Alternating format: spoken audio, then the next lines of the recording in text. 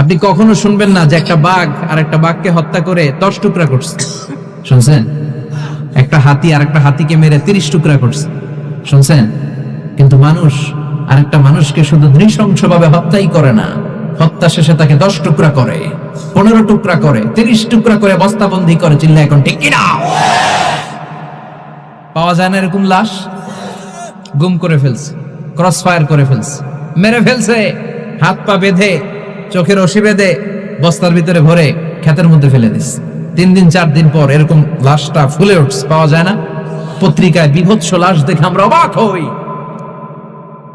কোন প্রাণী এমনটা করে না, মানুষ মানুষকে মেরে টুকরা টুকরা করে।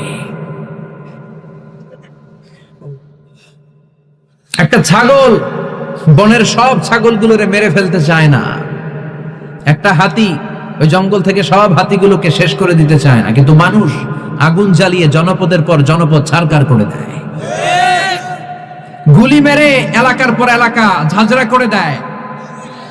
দ্বিতীয় বিশ্বযুদ্ধের সময় আমেরিকা জাপানের 2টা সিটিতে 2টা বোমা মেরেছে, হিরোশিমা নাগাসাকি। হিরোশিমাতে মেরেছে লিটল বয়, নাগাসাকি শহরে ফেলেছে ফ্যাট ম্যান। যে পাইলট গুলো বোমা মারতেছে নিচে, ওই পাইলট গুলো মানুষ না? মানুষ। আর যাদেরকে মারার জন্য মারতেছে তারাও কি মানুষ?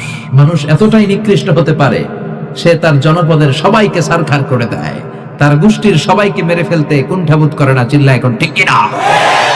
এজন্য আল্লাহ ডেকে বললেন, লাহুম কুলুবুল লা ইয়াফকাহুনা বিহা ওয়া লাহুম আ'য়ুনুল লা ইউবসিরুনা বিহা ওয়া লাহুম আযানুল লা ইয়াসমাউনা বিহা উলাইকা কাল আনআমি বাল হুম আযাল উলাইকা হুমুল গাফিলুন। আল্লাহ বললেন ওদের চোখ আছে, ওরা চোখ দিয়ে দেখে না, হৃদয় আছে, হৃদয় দিয়ে তার ভাইয়ের জন্য তার মায়া লাগে না, কান দিয়ে আকুতি চিৎকার এই কথাগুলো শুনতে পায় না।